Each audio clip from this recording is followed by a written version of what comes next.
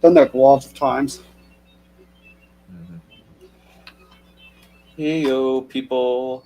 Lovely to Hello. see you as ever. Yeah,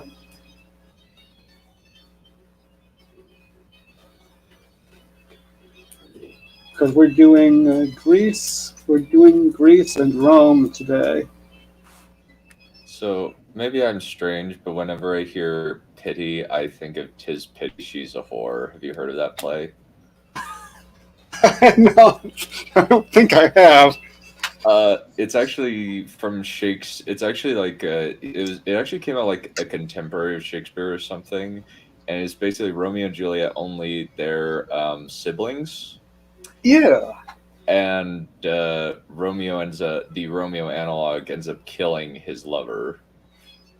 Uh, how lovely. I wonder if this is Christopher Marlowe. It probably is. I don't know much about Christopher Marlowe's work. I just heard about "'Tis Pity She's a Whore" when somebody reviewed the cinematic masterpiece known only as Tromeo and Juliet. Tromeo, the T at the beginning, as in troll.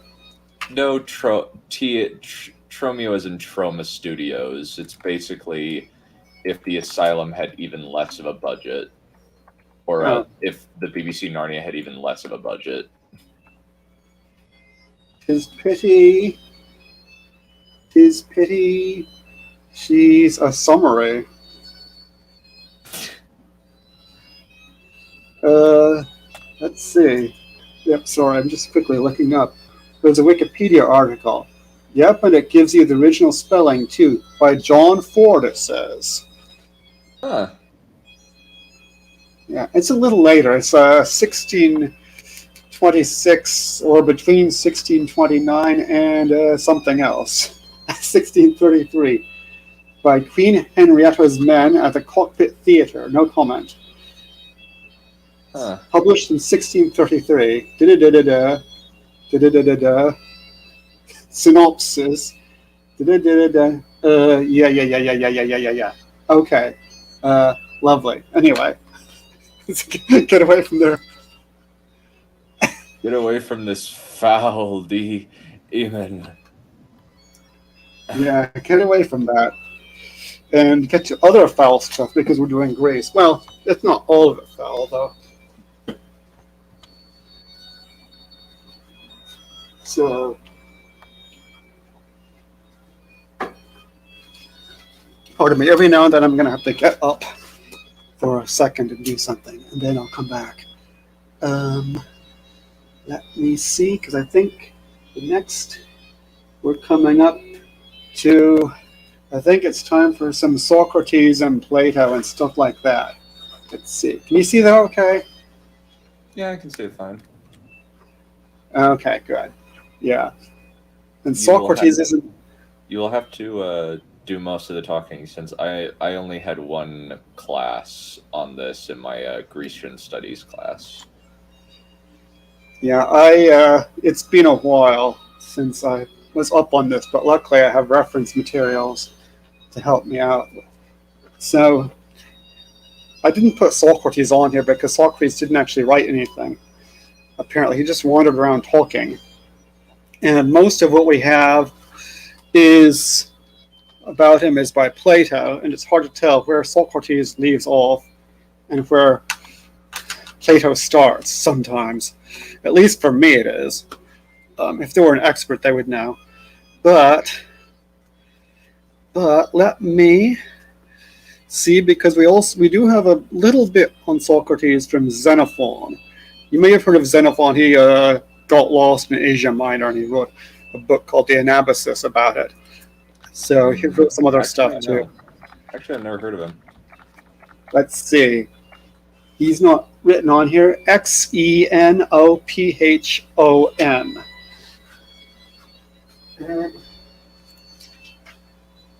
Let's let's see. Da da da da da. Okay, that's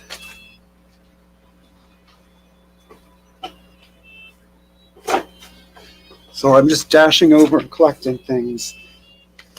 Here's a little bit of Socrates from Xenophon. Now, this Socrates hangs out, wanders around in workshops or studios, and talks to the worker or artisan about his trade. And Xenophon says they found his conversation very useful. And here's a little bit from that. What an admirable invention is the corselet. He's talking about armor here, not women's clothing. It gives protection where protection is needed and yet doesn't prevent a man from using his arms. Tell me, Pistias, why do you charge more than other makers? Your corselets are no stronger and they are made of the same materials. Well, they're better proportioned, says Pistias. But suppose your customer is himself ill proportioned. So that proportion, and he says, I make them fit the individual. Oh, so it's not an absolute but relative to the wearer. Blah, blah, blah, blah, blah, blah, blah, blah. So that's what we have from Xenophon. So, Xenophon Gavignon, oni danse, Xenophon Gavignon, oni danse, vous l'avons. something along those lines, yes. So, in terms of Plato proper,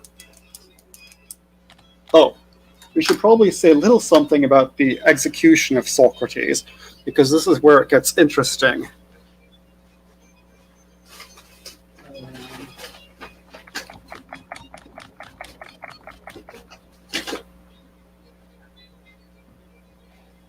Sorry, I'm just grabbing. Wasn't he like executed for something related to he was can't remember, wasn't he like really executed for not towing like the company line or something? In Athens. He was. The charge was corrupting youth. Let's see, because there's a whole little article about that. He was. Let's see. Socrates is guilty of not believing in the gods in which the city believes, and of introducing other new divinities. He is also guilty of corrupting the young. The penalty proposed is death. So, here it's interesting. There was a jury of 501 men, all citizens. So, they were all amateurs. There were very few set positions, like you wouldn't get civil service training and stuff like that. And interestingly, only 281 of those thought he was guilty. Apparently, 220 thought he was innocent. But then afterwards, after he made his counter proposal against the death penalty, a whole bunch of them went on and decided they were for the death penalty. So, and our main source is the Apology, which might be totally made up by Plato. So, there's this interesting little essay here by a chap named M.I. Finley about it, where he goes into the circumstances, the experience that these jurors had lived under. The Peloponnesian War, which ended in defeat. For Athens, and had been replaced by a Spartan garrison and a junta, which came to be known as the 30 Tyrants. So this became. Oh, I should turn that down. Is that? Can you hear my radio? Yes, very clearly. Let me turn it down a bit.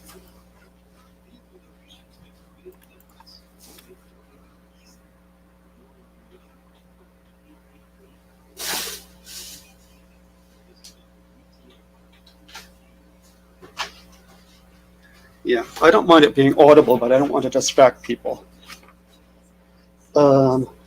So So on top of that, during the war, there were like plagues, all kinds of nasty stuff went on. Luckily, the tyrants were driven out shortly, but still, it was kind of traumatic. I imagine it was. Was Tyrannical traumatic. circumstances usually are. Yes, yeah, and on top of that, Socrates was Socrates was not necessarily in favor of the Athenian democracy. Well, it wasn't really a democracy, but it was the closest thing to democracy that was possible at that time. Let's say. So, so there were a whole bunch of his friends and disciples were associated with the tyrants. Um, like some of them were actually members of the tyrants. Huh. Another one was uncle of Plato, and well known as a disciple of Socrates. So, but then why did they never mention that? It's hard to tell. So, but anyway, that's the circumstance in which all this happened, and then it's like, and then of course the whole impiety thing about introducing new gods and stuff like that, corrupting the young. Those are very vague. Those are very vague.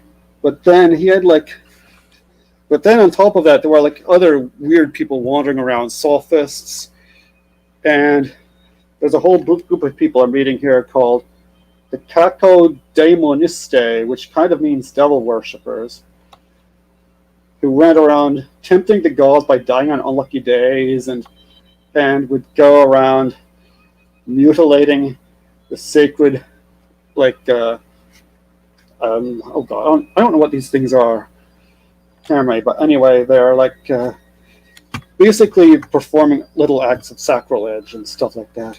So people would have associated Socrates with these. And Socrates is even a character in a comedy by Aristophanes, but he's treated as some kind of sophist who just wanders around doing weird things. So basically, the conclusion it comes to is, yeah, Socrates Athens wasn't perfect, but there's nothing.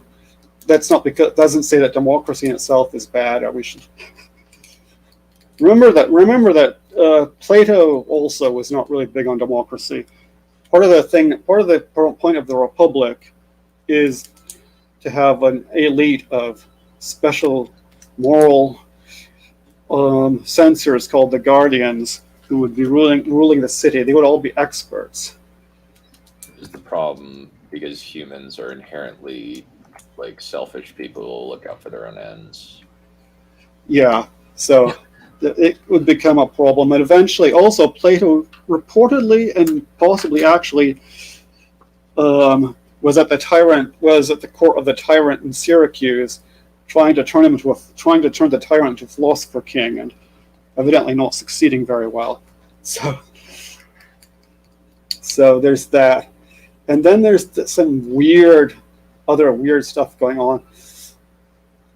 So anyway, Plato's Republic, partly it's about that, and it's partly about the absolute forms, because reality, as we perceive it, is contingent. Is contingent. So the question is, so the real reality must be some absolute thing that we can't properly perceive. So that's putting it in a nutshell. That's at a distance of several decades, I might add. So I'm a little clearer on Aristotle than I am on Plato when it comes to philosophy. Okay, so the Republic, the symposium, a bunch of friends get together to talk about love, and it gets, the reputation of the Greeks. So there's this chap called Alcibiades who incidentally betrayed Athens to the Spartans. So this might be another reason why people, if he's associated with Socrates, that's another reason why the people of Athens might not be keen on him. So, but anyway, Alcibiades comes and tries to make a hit on Socrates and this and that. The interesting thing in the symposium is Socrates goes to the Oracle of Delphi, and the Oracle says, "You're the wisest person in the world." And Socrates says, "Wait." And then he says, "Oh, because," and then he figures out, "Oh, because I know that I don't know things. I drink and I don't know things." He didn't quite put it like that, but that was the idea. Well, yeah. I imagine Socrates as a person is better written than not Tyrion Lannister from season 6. Yeah, I mean, Plato being one of the classics of literature, yeah. He's one of the ones who manages to be a philosopher and a literary giant, because I don't think you know if you'd call Aristotle a literary giant necessarily. Well, didn't he write wasn't it Aristotle who wrote like a bunch of like rules of plays and stuff? The Poetics, yes, Poetics. the Poetics, yeah, about the tragedy. That's where the term catharsis comes from. Yes, yes. Yeah, the Poetics in practice are mostly about tragedy as practiced in Athens. Let me see if I can find, somewhere here I've got a bit of Plato's Phaedrus, although it's in weird, archaic English. "My dear Phaedrus, whence came you? Whence come you, and whither are you going?" "I come from Lysias, the son of Syphilis, and I am going to take a walk outside the wall, for I've been sitting with him the whole morning, and our common friend Acumenus tells us, or Acumenus tells us, it's more refreshing to walk in the open air than to be shut up in a cloister." And Socrates, there he is right. So it starts out very charming and all that, but of course by the end of it, why is this end button not working? So by the end of it, of course, it's mostly him teaching. Da da da da da da da da da. By the end of it, of course, he's doing most of the talking, and he's talking about rhetoric. At some point, the question of the written word comes up. What's the value of the written word?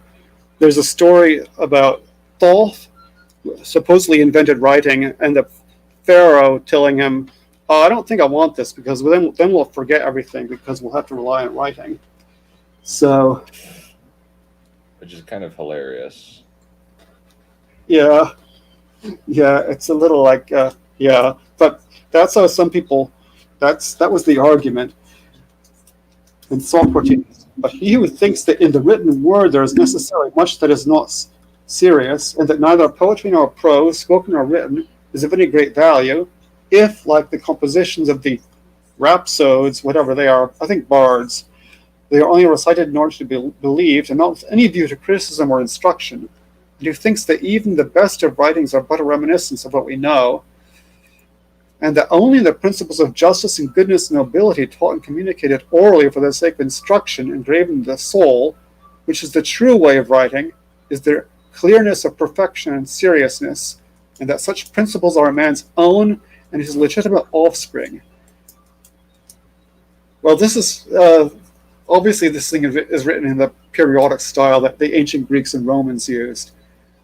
Being in the first place the word which he finds in his own bosom, secondly the brethren and descendants and relations of his other words, I guess, and who cares for them and no others, this is the right sort of man. So basically that's what the purpose of rhetoric is. So that's what that's all about. So that's Plato. Did any of that make any sense? This is just a survey.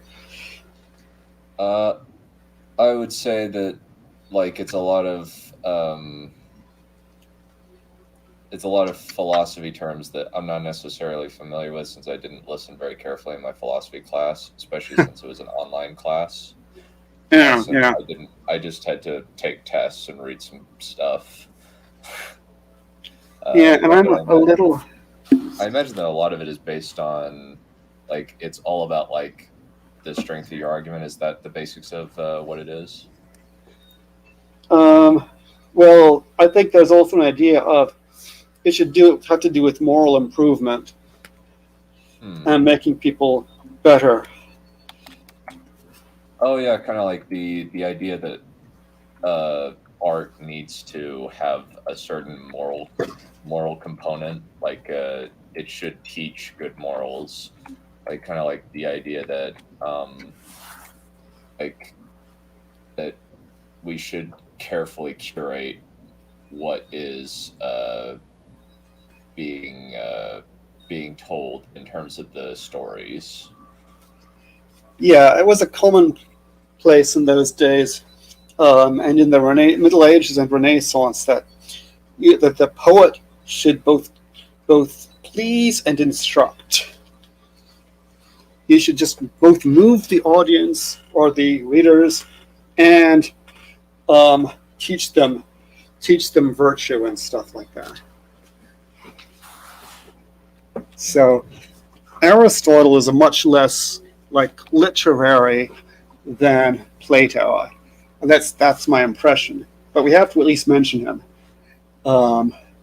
He did basically the idea supremacy of logic and metaphysics. He wrote works on dialectic. You've heard that whole thing, the syllogism. All men are mortal. Socrates is a man. Therefore, Socrates is mortal. So Aristotle wrote on that. That's dialectic. He also wrote on rhetoric. He wrote on politics as well, trying to find kind of like a constitution that would be a little bit a little more realistic than the Platonic one. Let's see. He wrote on physics as it was understood back then, ethics. There are a few concepts that are important to understand. One of them is, and here I'm a little clearer because these are come up in medieval philosophy as well. One of them is potency and act, where the terms are kind of unfortunate in modern English, but what the potential versus what, for example, take H2O, and it's potentially at any moment ice or steam or water, but it can only be one of those at one time. So it has all those things in potentially, but then in act, it's only got one at a time. And then there's like the doctrine of causality. I'll mention that really quickly. So there are four causes, basically. There's efficient cause is something that it's what we think of as causality, cause and effect. So that's efficient cause, efficient being related to effect, right? So that's why it's called the efficient cause. Let's see, what was the other one? The final cause means purpose, which is why someone does it in the sense of, I did it in order to attain this purpose, this end. So that's a final cause. And then there's formal and material cause, which is matter and form. Matter being like the basic building blocks of which things are made out of, and form being things have to be arranged in a certain way to acquire. For example, let me give an example. Everything is made up of atoms, right?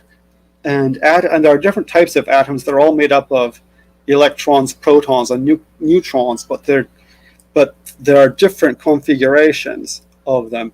So you could call these subatomic particles kind of like matter, and then the way they're arranged is form, which turns it into a specific thing.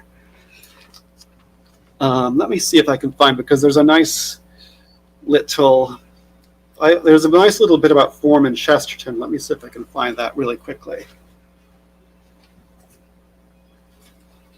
Let's see. Here we are. Let's see. We say the most obvious example, he says, is in the pivotal word form. We say nowadays, I wrote a formal apology to the dean, or the proceedings when we wound up the Tip Cat Club were purely formal. But we mean that they were purely fictitious. And St. Thomas, had he been a member of the Tip Cat Club, would have meant just the opposite.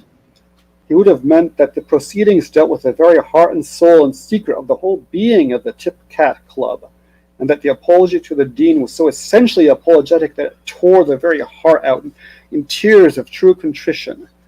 For formal, in Thomist language, and this is also that's from Aristotle, means actual, or possessing the real decisive quality that makes a thing itself. Roughly, when he describes a thing as made out of form and matter, he very rightly recognizes that matter is the more mysterious and indefinite and featureless element, and that what stamps anything with its own identity is its form. So, in terms of Chesterton, you can't always trust like the he's not always historically accurate, but he's good at conveying ideas, and I think that conveys it clearly and accurately enough. Yeah, matter is not so much the solid as the liquid or gaseous thing in the cosmos. Da da da da da da da da da. So, oh, go away. Sorry, some stupid thing got on my screen. Okay, there it's gone. Okay, so those are the two big names in philosophy, and we can quickly mention a few others. Zeno, who invented. You've heard of Zeno and the paradoxes. That's not the same Zeno, though.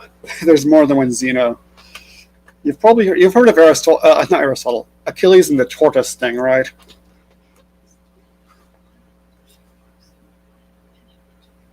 Hello? Whoops.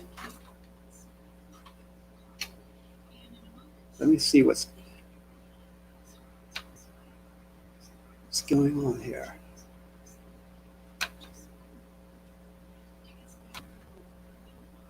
Let's see. No? Oh, let me unmute him.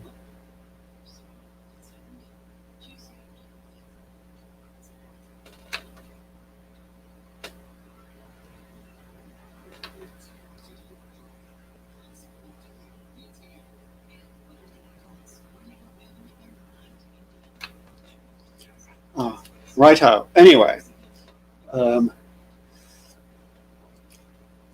Okay, there are two Zenos. There's the chap with the paradox of Achilles and the tortoise, which is kind of stupid if you ask me. And there's a different Zeno, who invented Stoicism. And basically the idea of controlling emotions and being governed by virtue. So that's him. Then there's Epicurus, who taught, on the contrary, we should be governed by pleasure. Now, Epicurus was reportedly a very saintly kind of chap, very self-restrained, but that's because he thought that was living a simple life was more pleasurable. And there's Diogenes the cynic, who went around in a barrel, who lived in a barrel, and basically rejecting all morality. And I don't know if he rejected all morality. He just wanted to, what does he say? Da-da-da, da-da-da. He was, let me see. Diogenes lived like a life as a beggar. He lived in a barrel or a cistern. He was always rude and insulting to everybody. He rejected all science and learning as useless. He would basically wander around looking for a man,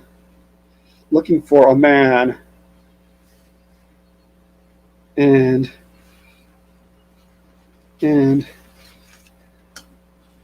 he was searching for virtue, supposedly, but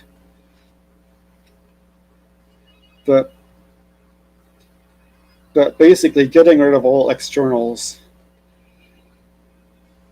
And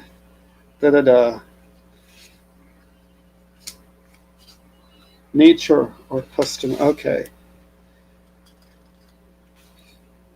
basically, let's see, whatever is practiced by one group.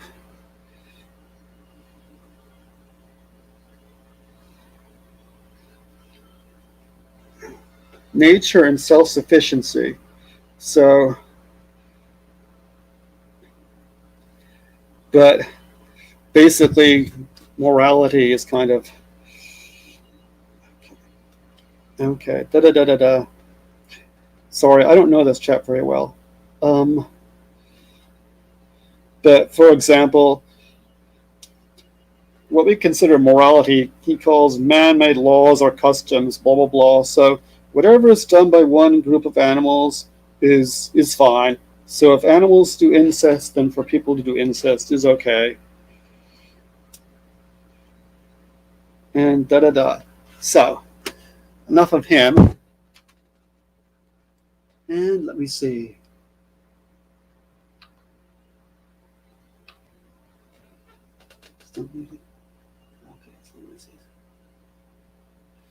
Not to worry, we'll move on shortly from this bit. Okay, we're almost done with Greece. And then I need to go away briefly and get myself some lunch. But I'll be right back. Okay. Other sophists, basically, what the term implies. Basically, the sophists weren't light years from being trolls. And we have the example of Gorgias, who reportedly proved that nothing exists. So, we have science. For science, we have Pythagoras, who invented the Pythagorean theorem. He was also a philosopher, taught reincarnation. We have Euclid, geometry, written in fairly simple Greek, if I remember correctly, although I never learnt Greek properly. Archimedes, Eureka, he probably didn't really say that, but the lever, or is it lever or lever? Lever. I think it's either one. I don't know if it matters that much. Lever. If you give me a place to stand, I can move the sun. Yeah. Ptolemy invented the system of let's see what I'm looking for. System of astronomy, as it was commonly believed in the Middle Ages, Renaissance, and in antiquity too. Okay, for rhetoric, we've got Isocrates. He taught rhetoric, taught it as a branch of politics. Little more about rhetoric when we're dealing with the Romans. And Demosthenes made speeches about Macedon, warning against Philip of Macedon, who kind of waltzed in there and said, "Hi guys, I'm here." And Iron King bow before me. Managed with great difficulty to rally the Athenians, but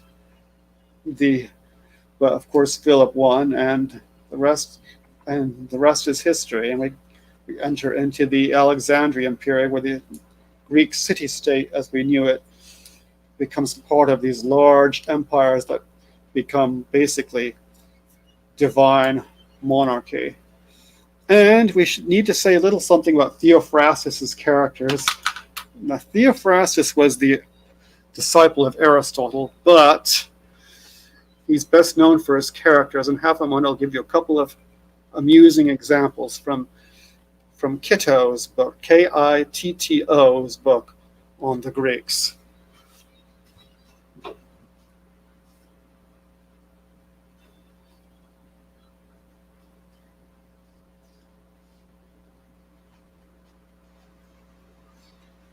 And let me quote, for instance, Theophrastus's characters analyze 30 separate faults or deficiencies. The pure snob, as in the money snob, is not among them. There is indeed the petty proud man. He keeps an Ethiopian slave. If he has a pet jackal, he trains it to hop up and down. a little ladder wearing a shield. Pardon me.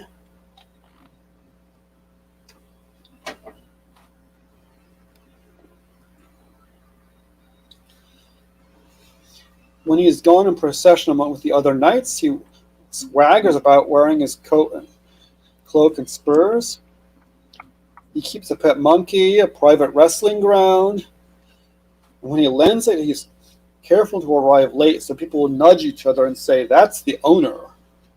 Then there's the oligarchic man. He never goes out before midday, thus proving he has nothing to do with anything so vulgar as business. Wears his cloak with studied elegance. Keeps his hair neither too long nor too short and has anti-democratic political views. Let us keep a committee of one, provided he is a strong man. We should keep these fellows in their place. Now, in these men there is a certain lack of affability, as there is too in the arrogant man who won't speak until he is spoken to. But they are not the dreary money snob. And that's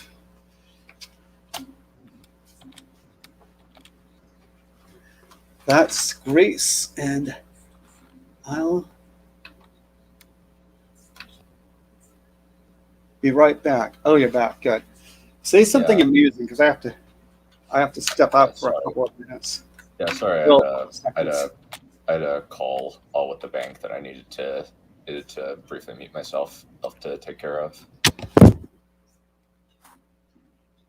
How's life going? Not sure exactly what kind of funny thing. Most of my jokes are usually related to bouncing off of other people, not literally, more metaphorically. I've never had sex. And that's not going to happen until I'm married, and that is not currently a thing, or currently a possibility at this point. So, what can you do? Life is full of malevolence, and which is unfortunate, but it's just how things are, really. But either way, how's I've gone for y'all, the people in the chat. It's been interesting to kind of see a lot of the news with House of the Dragon come out. I'm not terribly excited for it. It kind of looks like it's going to be not good. I'm not really seeing any anything but red flags with this show, unfortunately. A lot of it's kind of like, oh, so the costume for Laenor Velaryon looks like it's a repurposed mop.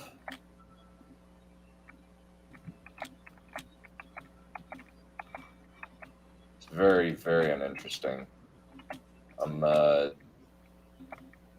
It kind of, my hope is that it doesn't. My hope is that what happened with Watchmen, and apparently what happened with Watchmen and Westworld, doesn't happen with Song of Ice and Fire. But it kind of seems as if that's what the route that it's going in, which is okay. Pardon the dead air, everybody.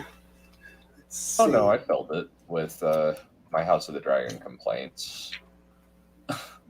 I'm just gonna get some lunch, and then I'll be right back. No worries.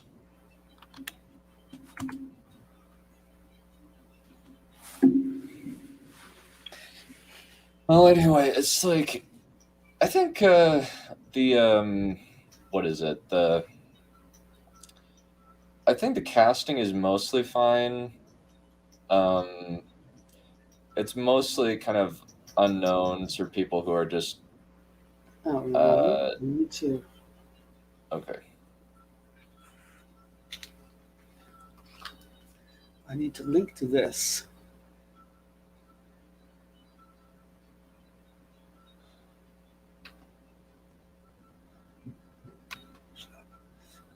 to link to this.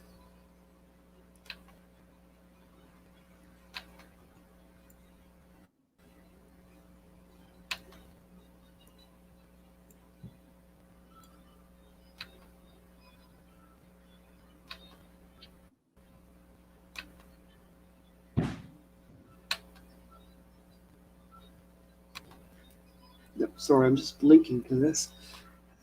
No worries.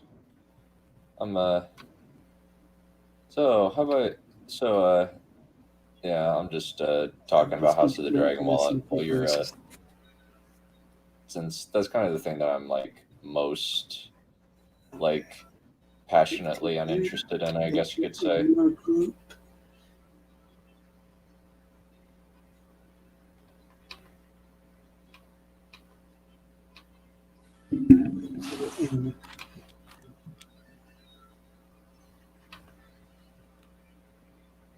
Okay, I'm trying to find the advertise your content thing. Here we go.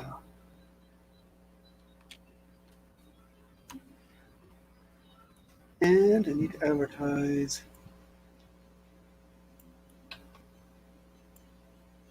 in Facebook.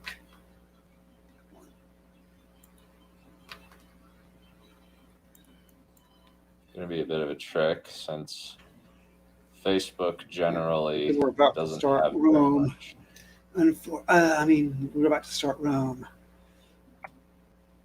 So what would you say are like the major differences between Rome and Greece in terms of like their approach to things? I would say like most of it's probably related to martial prowess is Rome's thing, since Rome is basically proto-America in a lot of ways.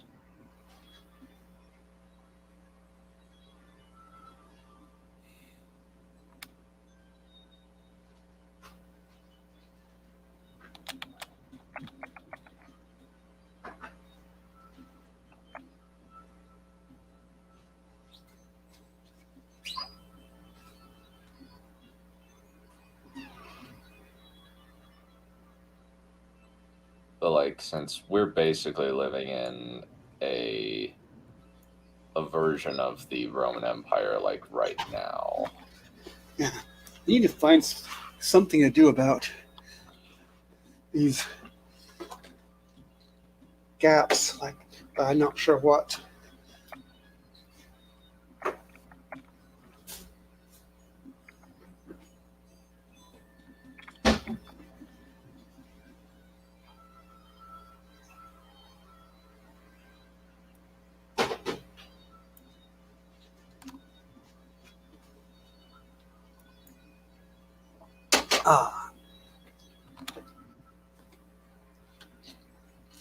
Okay, let's see. And we're moving on to Rome.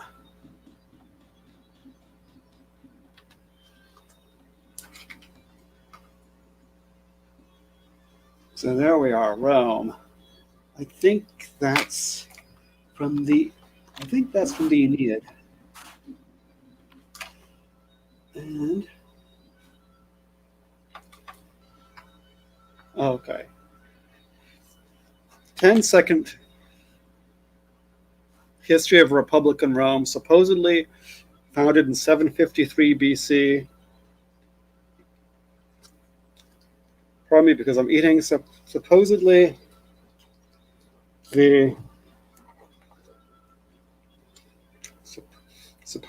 the Republic was founded because the king Tarquin raped someone's wife.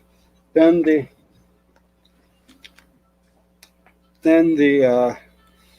was a dictator who wanted to get things going with the daughter of a plebeian, and the plebeian lady didn't want it, and so the plebeians revolted, and they revised their constitution. Several centuries later, it becomes kind of oligarchic. There is a civil war. Julius Caesar wins. I think one of my There's favorite another stories. civil war after he dies. It's like perpetual civil war and almost. the empire gets founded. Yeah. I do think that one In funny. terms of literature, Oh, go for it. there's Sorry. we don't have all that much before like the 2nd century BC. So, what do we have here? We have the epic. Now, there's a big difference between the Roman epic and the Greek epic. The Greek epic, Homer, is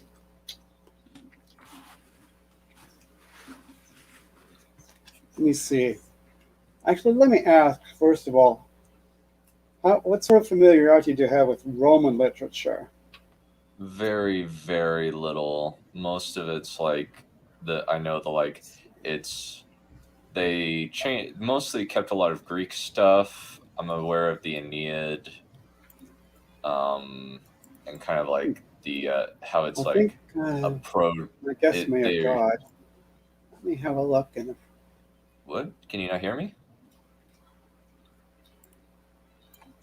Can you not hear me? I think my Hello? guest died sometime. Hello? Can you hear me? Oh. Hello? Hello? Can you hear me? Can you hear me now? Huh. Can you not hear me? No, don't do that. 1 second, let me leave. Yeah, what's going on?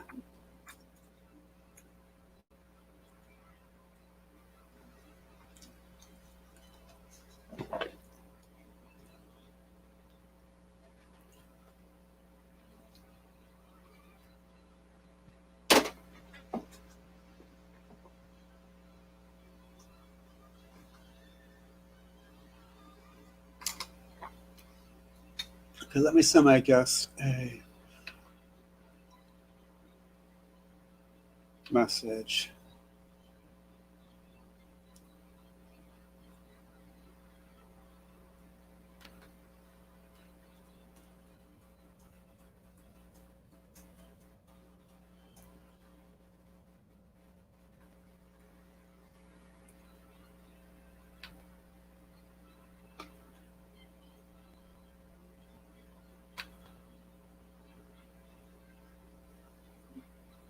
Hello?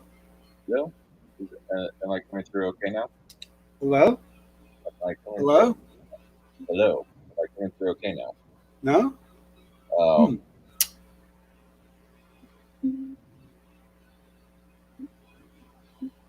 I think you're still dead.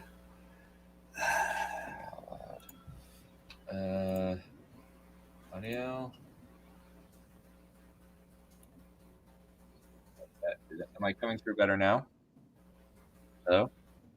Can't hear anything. Huh. That is very strange because, huh. Okay. Well, I'll carry on as best I can. Okay. So the big difference between Greek, pardon me, and Roman epic is that Greek epic originally arose naturally Uh, as an oral medium, and then was written down. Does it sound okay now? How does We it don't have sound? anything like that for Rome. Hello? Am I sounding okay now? Rome, all our literature is learned. All of it is heavily influenced by Greek. They basically took. So that's why the Aeneid is such a very different work from the Iliad. So what's the Aeneid? Briefly, a Trojan named Aeneas escapes from Troy, wanders around, ends up in, but the gods have decreed a destiny for him. He's going to become the ancestor of, he's eventually going to become the ancestor of Julius Caesar, and he's going to lead to the founding of Rome. So it will be, so that's, so, but on the way there, he stops by in Carthage, falls in love with the Queen Dido, but has to abandon her because of his destiny.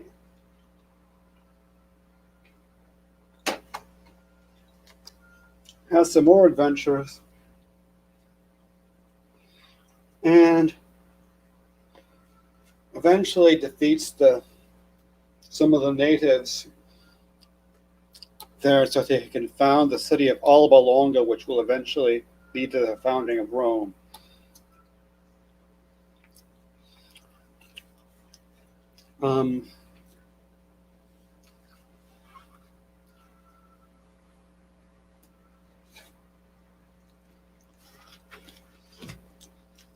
That's the short version. Now,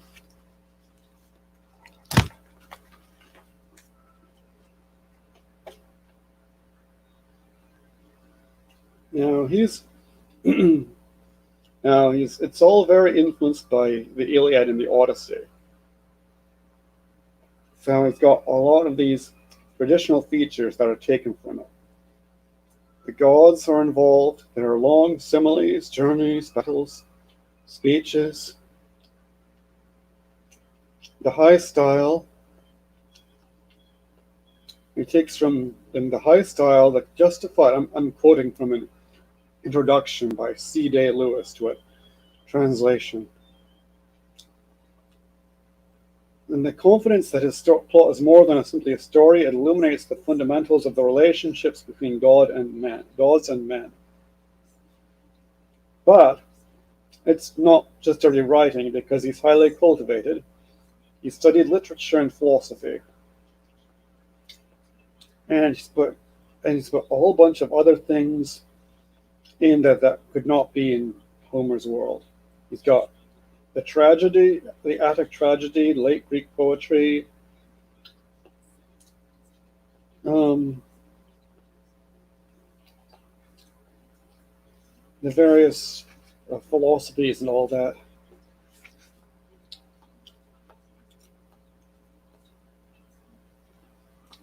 So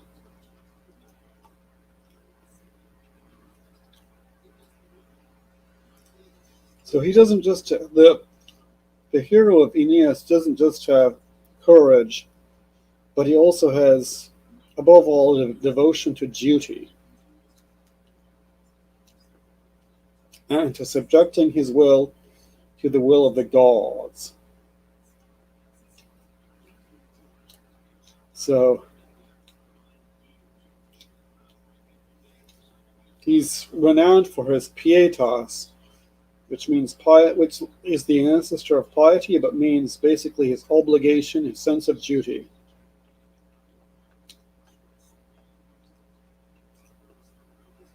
And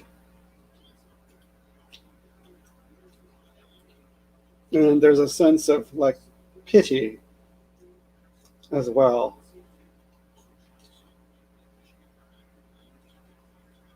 He doesn't take much pleasure in his victories. He tries to avoid murdering.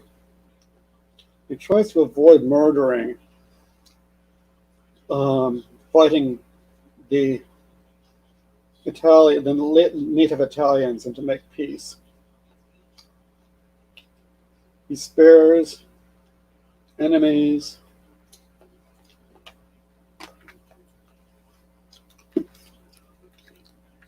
And I need to say a little something.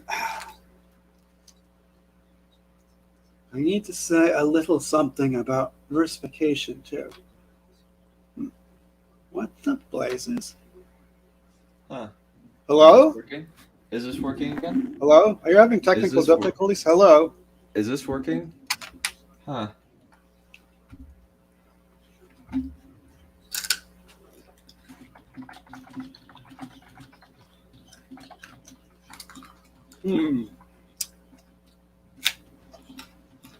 This is really weird. What is going on?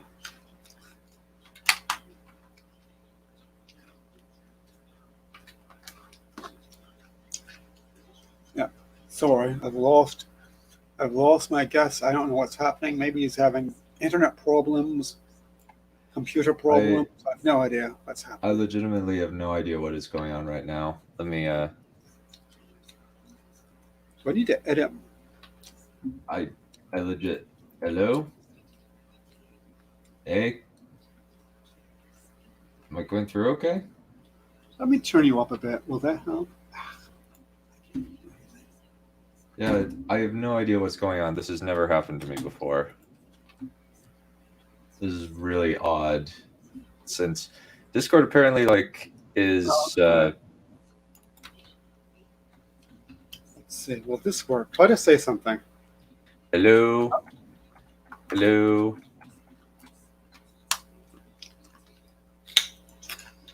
All right. hello, Carry on.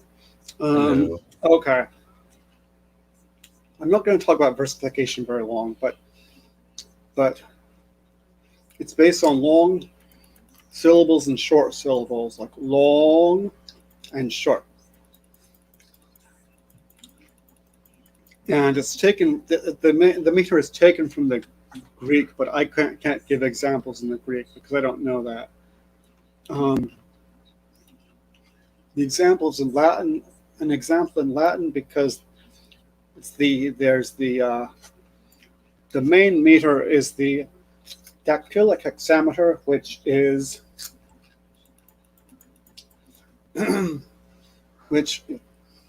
which is based on you've got 6 poetic feet. You've got the first four are either dactyls or spondies. The fifth one is a dactyl, and the fifth and the last one is a spondy. A dactyl is long, short, short, long, short, short, and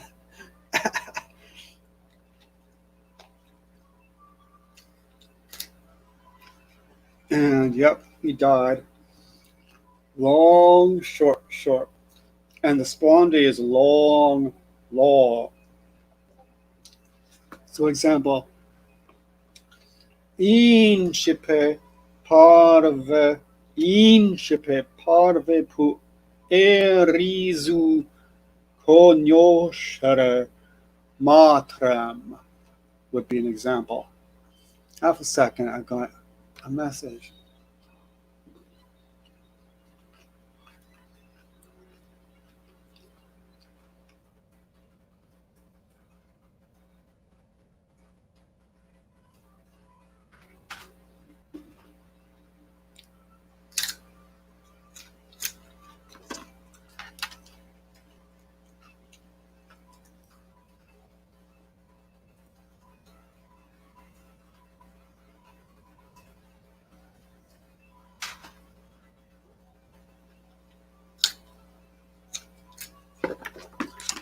Okay, yeah, my guest is experiencing technical difficulties, so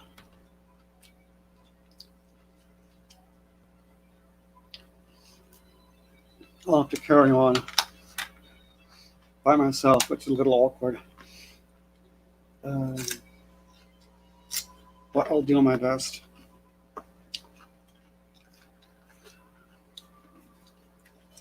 Here's a bit of an example from the opening lines of the Aeneid, translated by. Oh, half a moment.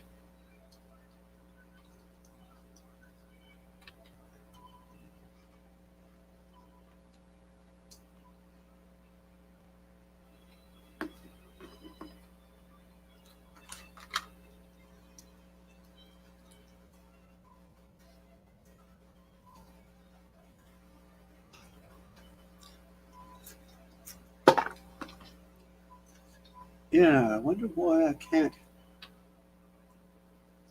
Wonder why I can't hear.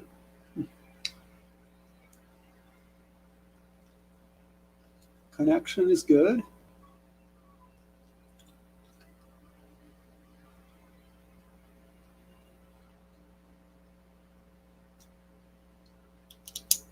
All right, I'll just have to carry on. Um, half a second.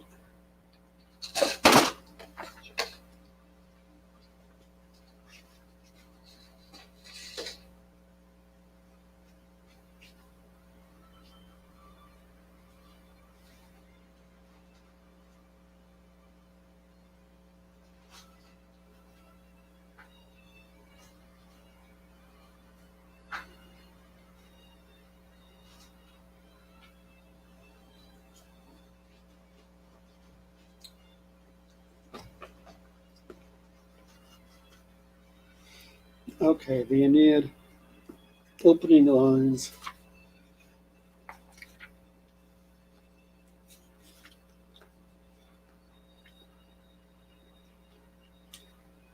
I tell about war and the hero who first from Troy's frontier, displaced by destiny, came to the Lavinian shores, to Italy, a man much travailed on sea and land, by the powers above, because of the brooding anger of Juno, suffering much in war until he could found a city and march his gods into Latium, whence arose the Latin race.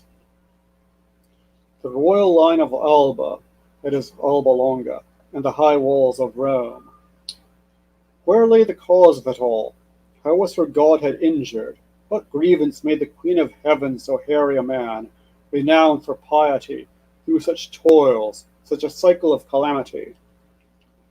Can a divine being so persevere in anger?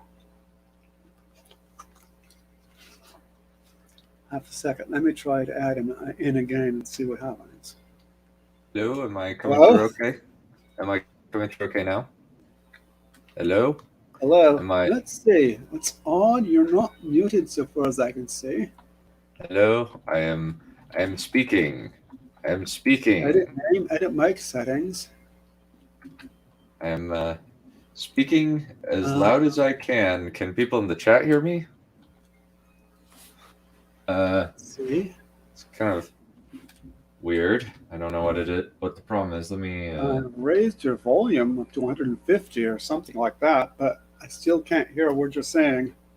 let me see something. Let me check. Let me check if the I chat can don't hear me. know what is up with that. Sorry. Hel- Hello. Hello? But Huh. there was a Hello? town of old. Men from Tyre colonized it. Over against Italy and Tiber's mouth, but afar off. Carthage, rich in resources, fiercely efficient in warfare. This town, they say, was Juno's favorite dwelling, preferred to all lands, even Samos. There were her arms, her chariot, and even from the long ago time she cherished the aim that this Am I coming through okay? should be, if fate Am I allowed, coming the through okay? metropolis of all nations. Am I coming through okay? Nevertheless, she being Juno, had heard a future race was forming, of Trojan blood, which one day would topple that Tyrian stronghold, a people arrogant in war, born to be everywhere rulers, and root up her Libyan empire. So the destiny spinners planned. Juno, fearing this, and remembering well the old war wherein she had championed the Greeks whom she loved against the Trojans,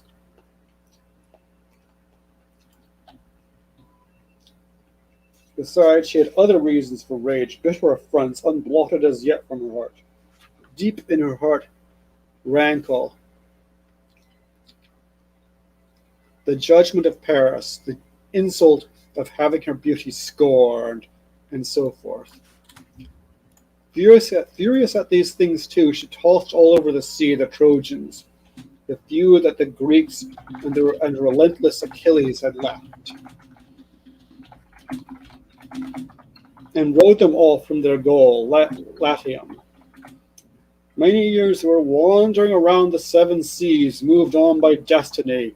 So massive a task was it to found the Roman race.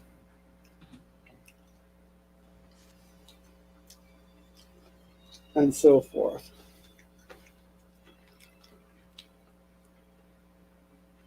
So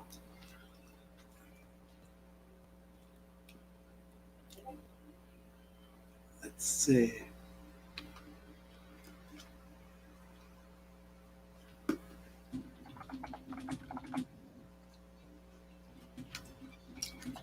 That is really weird. Okay.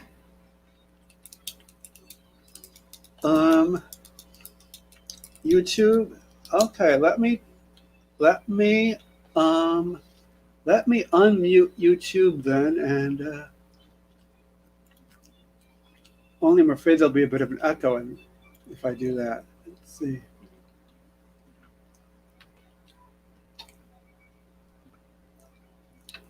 YouTube then, and Hello, am I coming through say okay something. now? Hello. Hello, Say something. hello, kind of there's gonna be a little bit of a lag, but yeah. Hello, am I coming through okay now? Hello. I can hear you on YouTube, but Hello, say something. Hello, kind of there's gonna be a little bit of a lag, but yeah. Sorry. I don't know what the problem is. yep, the only problem is that I can hear you on YouTube, but will you shut up, me?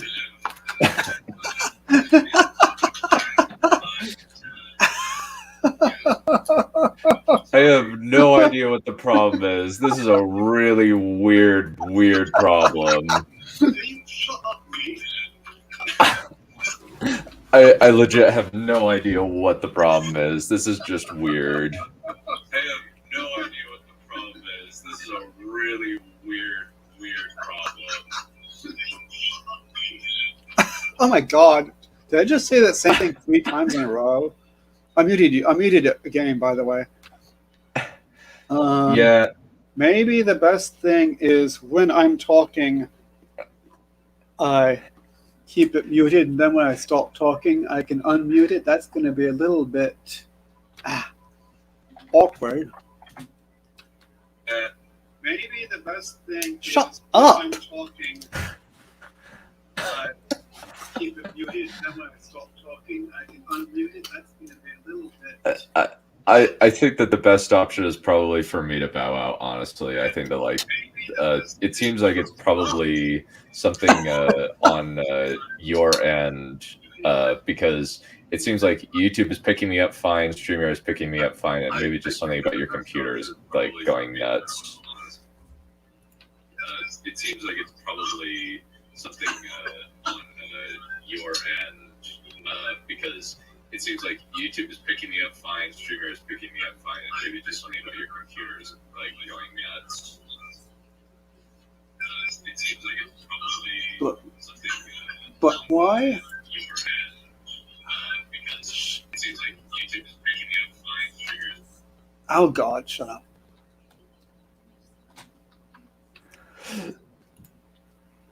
So what I don't get is why you're echoing, because you're not coming up here at all. Strange.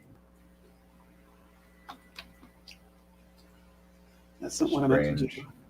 Hello.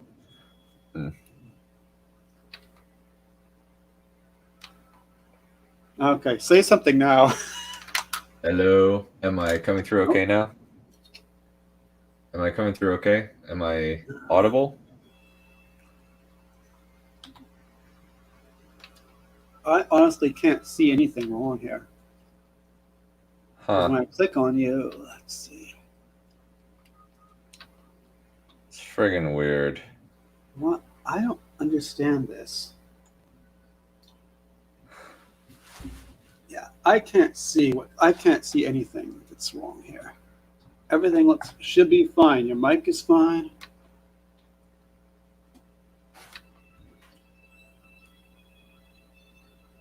Oh, you know what I'm gonna do? I know what I'm gonna do. Half a second.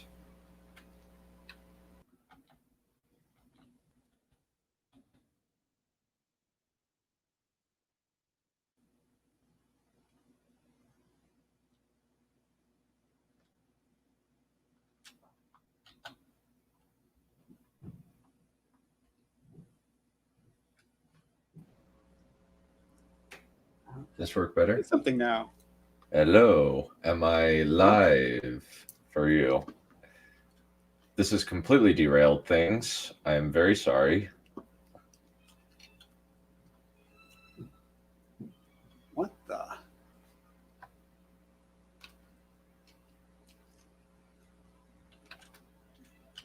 This has completely derailed things. I am very sorry. Well, it's not your fault. I don't know what the blazes is going on here. Yeah, it's strange. This is a weird problem that I have never experienced before. There's a weird. Actually, you actually are kind of coming in. You're just lagging. This is a weird problem that I have never experienced before. There's a weird. Yeah, Actually.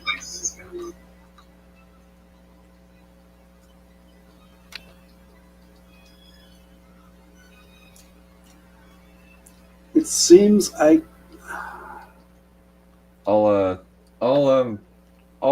just bow out. I think that is probably the this is probably the best option. really weird. All right. It seems I'll just bow out. I think that is probably this is probably the best option. really weird.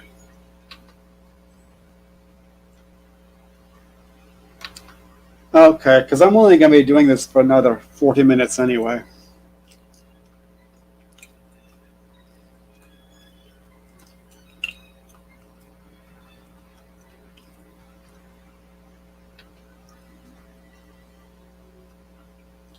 All right.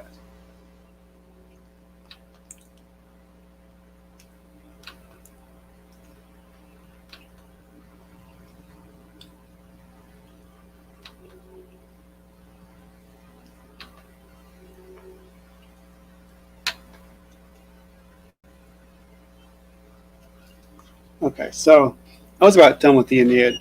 Just to note that it's been translated there's a translation by C.S. Lewis, which I saw some years ago, which might be worth a look. He translated it like in the Romantic style to emphasize that it's because he thought it had been distorted by the whole neoclassical tradition, the kind of it remained kind of dull and staid, and that. So, unfortunately, it's been a while. I don't remember all the details. I wasn't able to get a copy. So. And then there are other examples. Statius, Thebaid, about which again is all about Greece, Thebes. And Thebes, I think, is the city where Oedipus came from.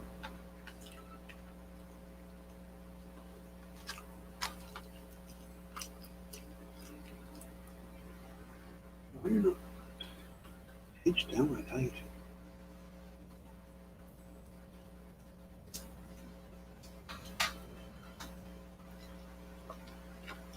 And now we must unfortunately say something about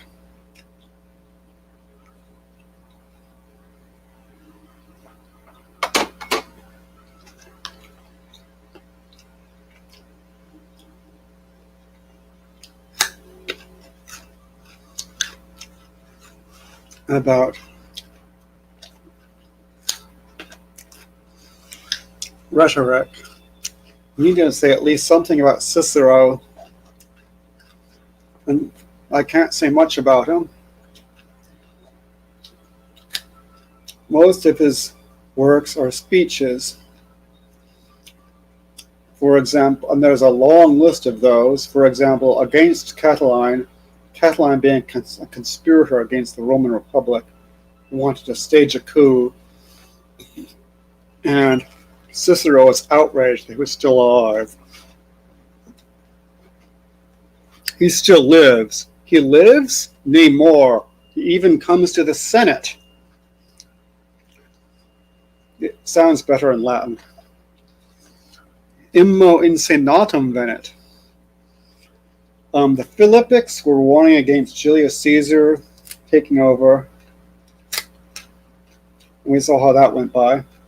The Orator is a dialogue on the art of rhetoric from a humane point of view. De Inventione is also a textbook of rhetoric. And rhetoric, briefly, the art of persuasion, using the factors of ethos, pathos, and logos, which is the character, is ethos, whether you have got good or bad character, pathos, your emotions, logos, logic. And the whole idea is you persuade people. Originally, it was persuading people in the public arena, either as part of a loss, either for a lawsuit or deliberatively for passing laws or making decisions pertaining to the state.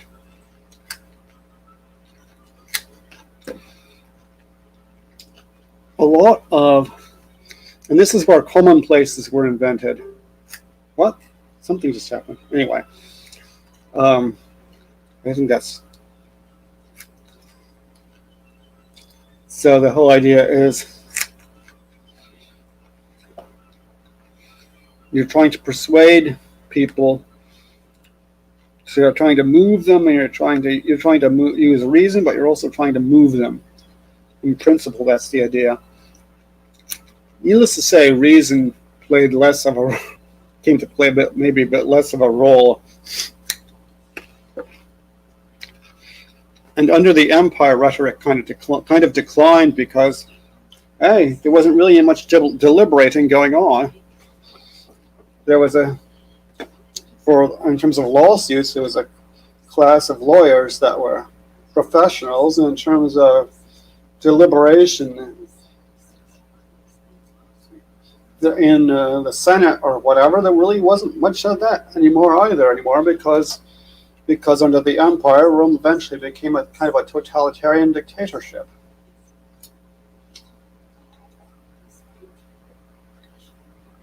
And I'll be right back. I need to grab something.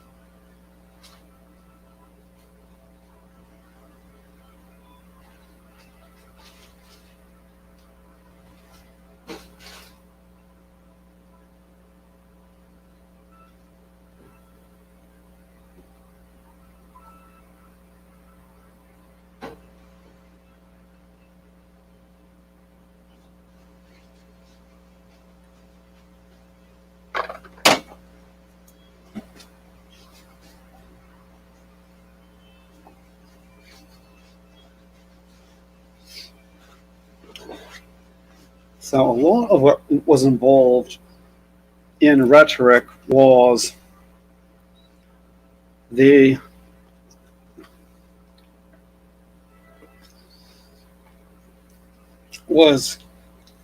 cataloging different figures of speech that people would use.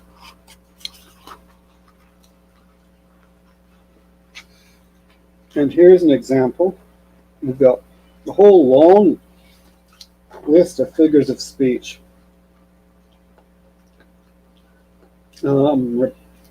Repetition, antithesis, apostrophe, which means addressing someone or something.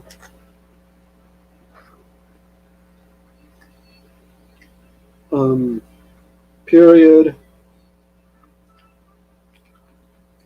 Blah, blah, blah, blah. There's like a whole long list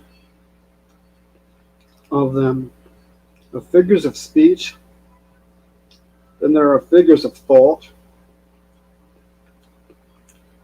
including simile, personification, understatement. I'm not sure why hyperbole is a figure of speech, but understatement is a figure of thought. I don't know why. And there are special figures of speech called tropes. Now, trope nowadays seems to mean a commonplace. But that's not what it meant in the day, back in the day. When I say back in the day, I mean ancient Rome, ancient Greece. I'm not talking about my childhood. There were things like, there was a whole list of them, like onomatopoeia, metonymy, periphrasis. There's a whole bunch of these things. Hyperbole is one of them. Metaphor and allegory. Synecdoche and metonymy are both concerned with relations of various sorts. Like, for example, if you say the throne or the crown, instead of talking about saying the king, you might say the crown. So these traditions dominated Europe for several centuries. It's also contained in. There's also Quintilian, who was a bit more advanced. And what I was just quoting from is the Ad Herennium, which is anonymous.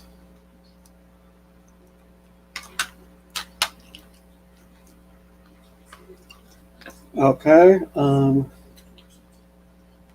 Something about lyrics.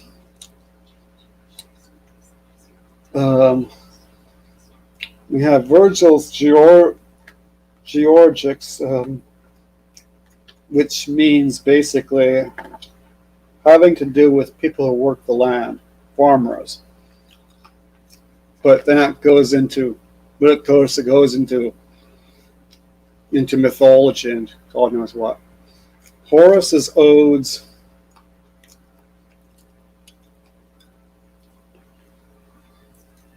And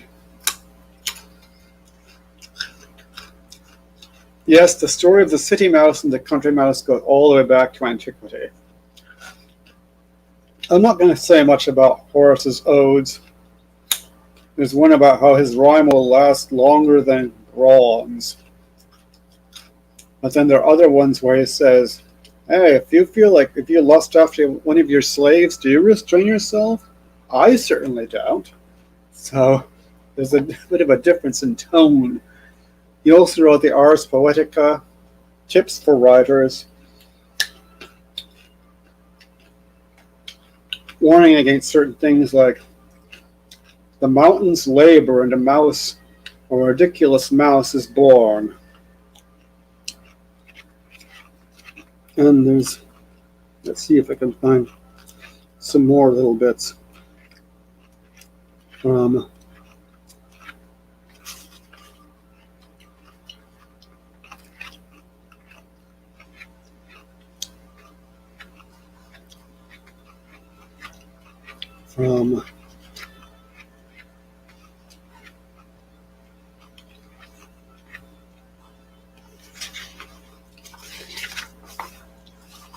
okay, here we go.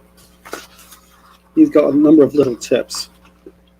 Homer has shown the measure to be used in dealing with kings and wars. These types of verses, elegiac, comic, tragic, must be kept separate. It is not enough for poems to have beauty, they must have charm and lead the hearer's souls where they will. Either follow tradition or invent what is self-consistent.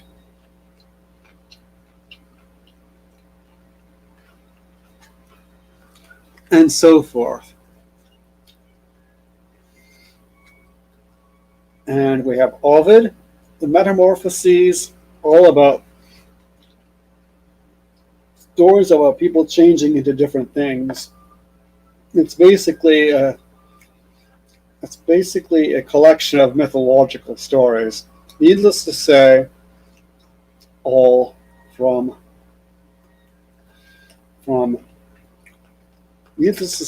ancient Greece.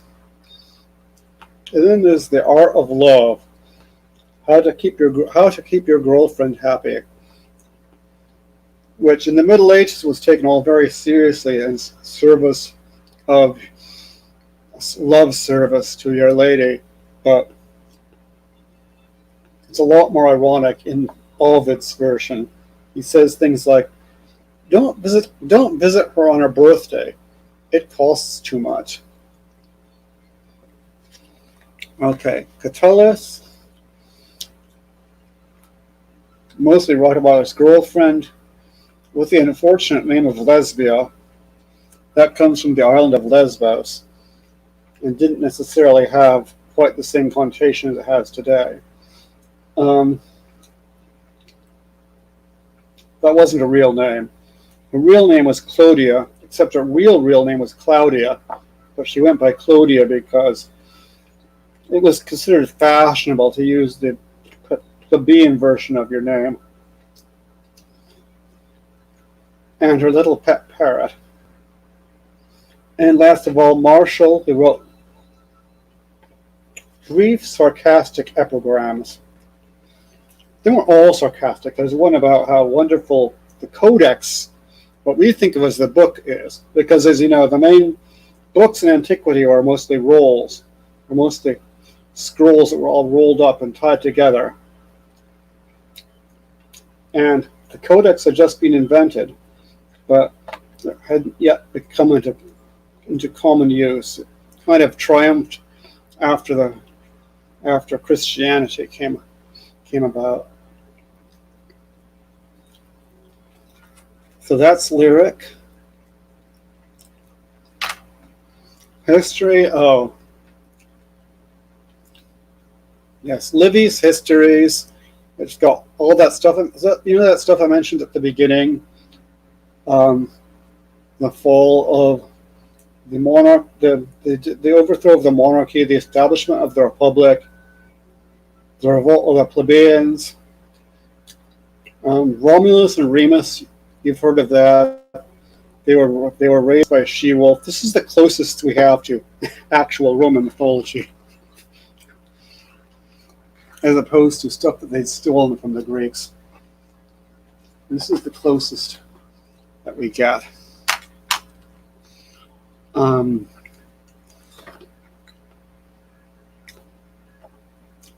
Stories about how the Gauls invaded Rome in the 4th century BC, and the sacred geese honked to warn the Romans of their approach. Hannibal and his elephants. Musia Scaevola or Scaevola, Scaevola,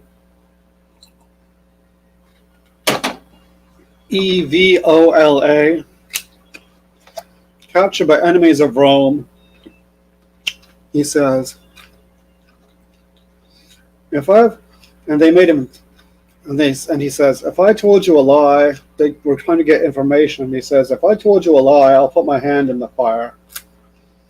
And then he was caught lying, so he said, okay, and he just tosses and just puts the hand in the fire and burns it off.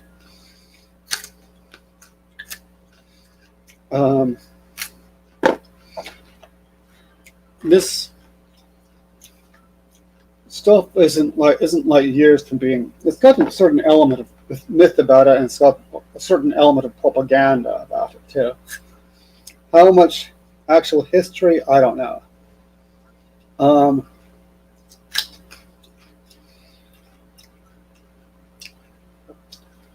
Julius Caesar, he wrote on the civil war against Ptolemy, but he also wrote on the Gaulish War. As you know, he conquered Gaul. It's got the famous line, Gallia est omnis divisa in partes tres. All Gaul is divided into three parts. Is how it begins, and then it goes on. It also has a story about how he invaded Britain. He didn't conquer Britain, he just invaded it. Britain was conquered about a century later. Caesar also wrote on Latin grammar. He wrote a tract about the ablative case of the noun. So,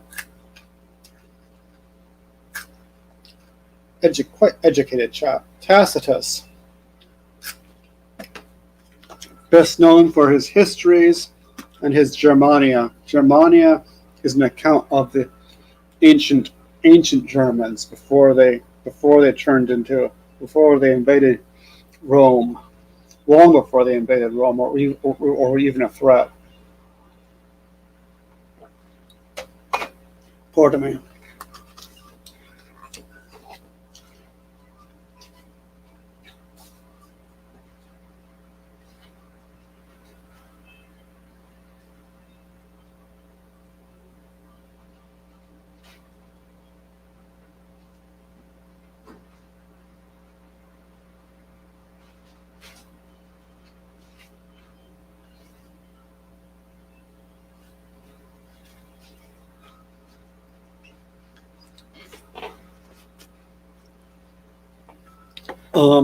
I think it's from the Germania that there's a line.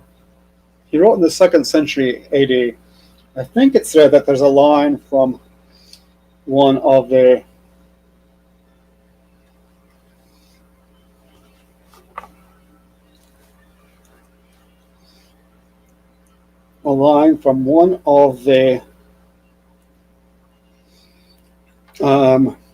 Picts in Scotland about the Romans, which says, Desolationem faciunt, pacem appellant.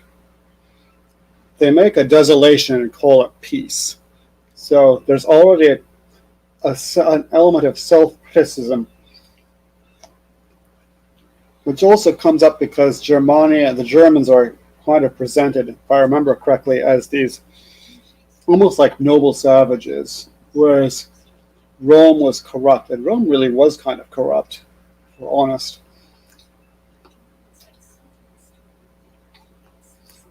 The histories have a somewhat jaundiced view of the Roman Empire as well. He's not very fond of,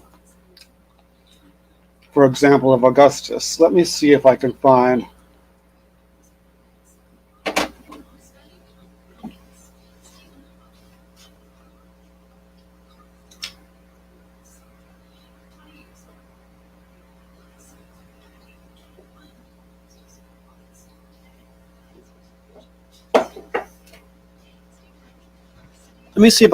this little bit.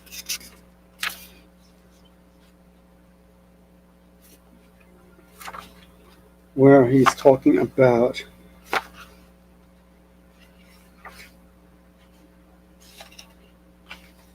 Augustus.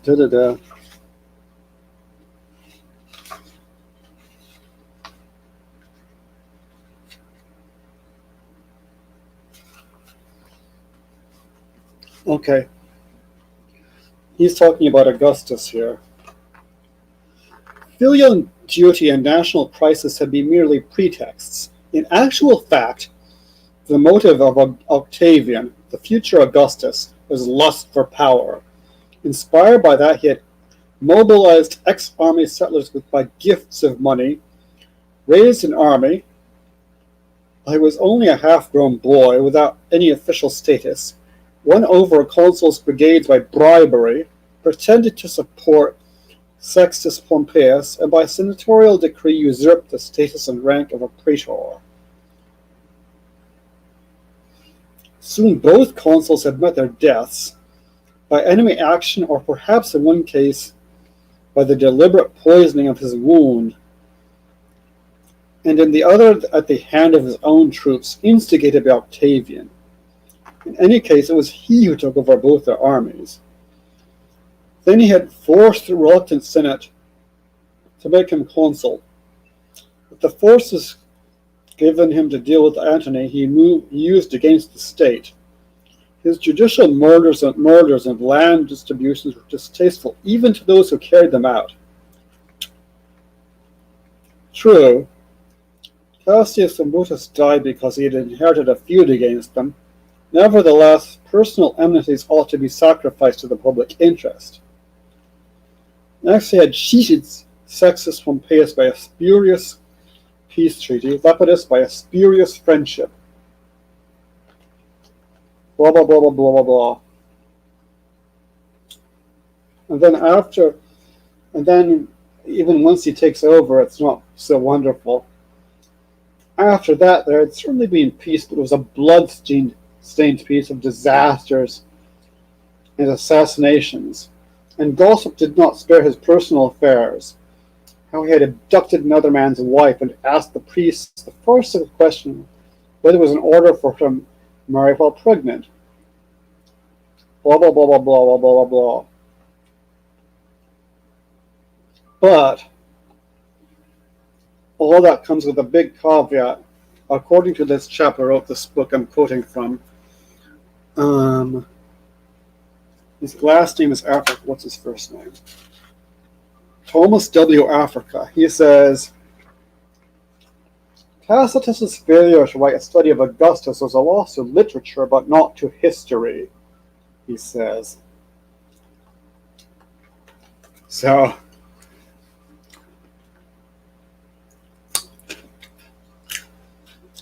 be that as it may, yes, Suetonius, Lives of the Caesars, and Plutarch's Lives, which I believe, let me check on that, because I believe they are, I believe those are Greek. Those are in Greek. Let me.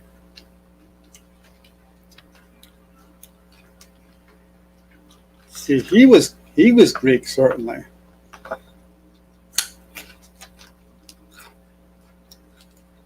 Let's see.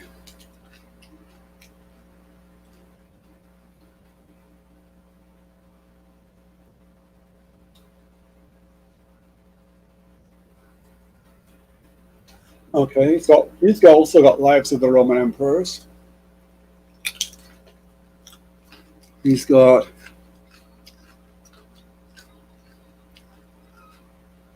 they were in Greek, but they were intended for Greek speakers, not just all Greek speakers, not just Greeks. And Greek would have been familiar to any educated Roman at this period. And the parallel lives, a series of lives of illustrious Greeks and Romans. So including Alexander the Great, Julius Caesar, Pyrrhus. Pyrrhus is, you've heard of the Pyrrhic victory. He was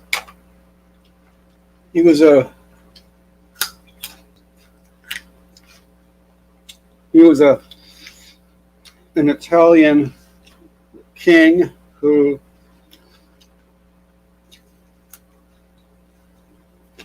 was victorious, but lost so much that it wasn't really worth winning.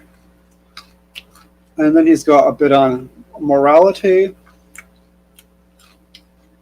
He's got some history on the Spartans.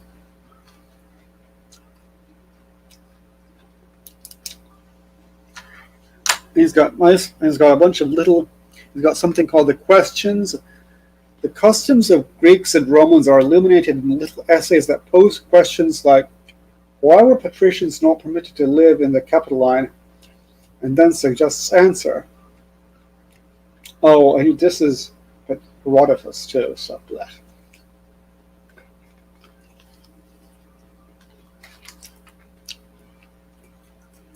So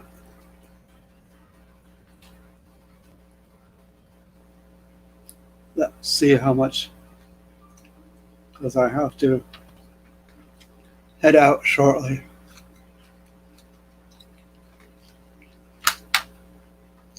Okay, we're all almost done with Rome.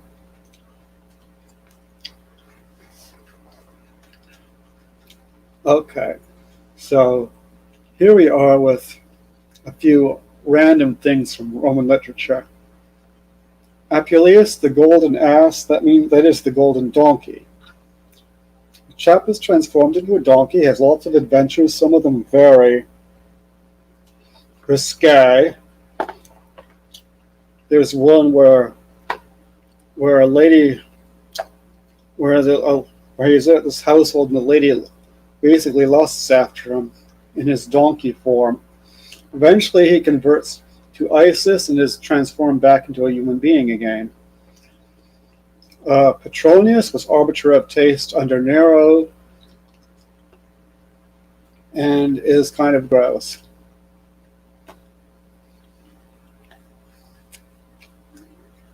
Plotinus, the whole question of the one and the many, and basically everything has to be. I'm talking from memory here. It's been like years since I read it, decades since I read on Plotinus. So I think it's basically pantheism. Everything, there's basically one thing.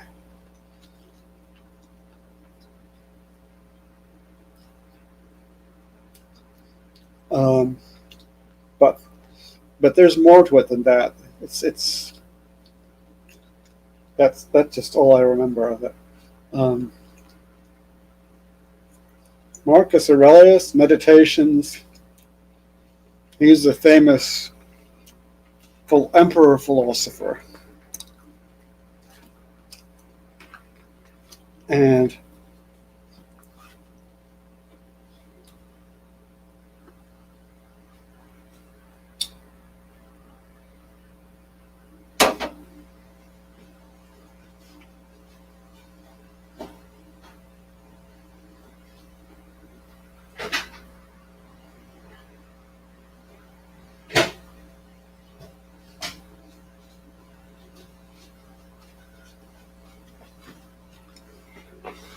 Seneca, I don't like Seneca very much. I think he was a bit of a hypocrite. But anyway, he wrote lots of philosophical things about virtue and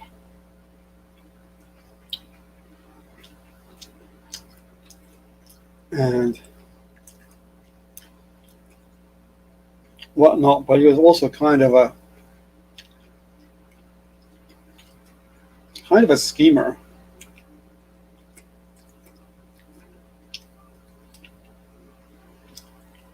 He wrote overwrought tragedies. I think he wrote a Medea. I'm not sure. He was Nero's tutor, so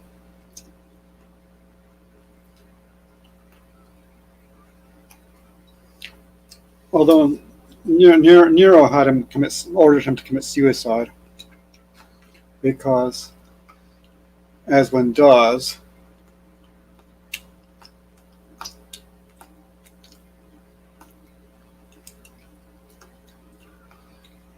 and sorry I have to rush over comedy. The comedy is actually the oldest surviving stuff from the 2nd century. Some of the oldest surviving literature from the 2nd century involves Plautus and Terence are the best known ones. I think Plautus is a bit racier, and Terence is more respectable. I never actually read any of Terence that I can recall. Plautus has stock characters like saucy slaves, jurists, Gaius, Ulpian, Papinian. There were a whole bunch of. Rome was well known for its jurists.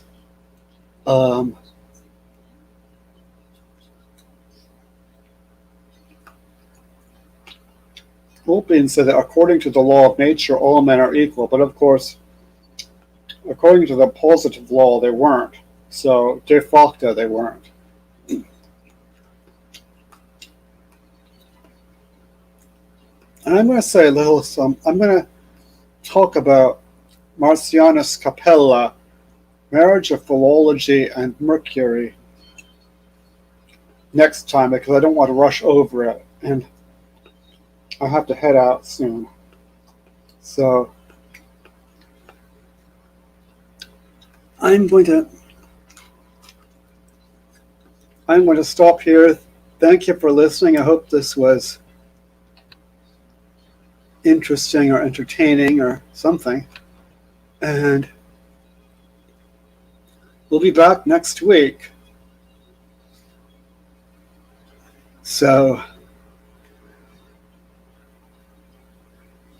have a riot. We'll be back next week. We'll finish Rome. We'll do medieval Latin. Oh, actually, we'll finish Rome. We'll do the early Christians. We'll do medieval Latin, and I hope we'll get to do the Celts, Ireland and Wales, because I'm looking forward to doing those. So, more next time. Have a riot.